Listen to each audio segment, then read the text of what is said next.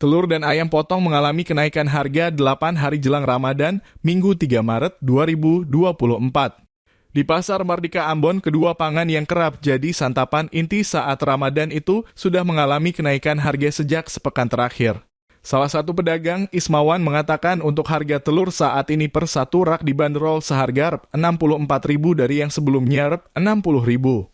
Kemudian untuk ayam potong kini berada pada kisaran Rp38.000 per kilo dari yang sebelum Rp32.000. Ismawan mengaku belum mengetahui pasti penyebab dari kenaikan harga kedua pangan tersebut. Hanya saja, setiap kali menjelang hari-hari besar keagamaan, sudah pasti sering ada kenaikan harga pangan. Ismawan juga mengaku kenaikan harga pangan tersebut telah memicu minimnya pembeli saat ini.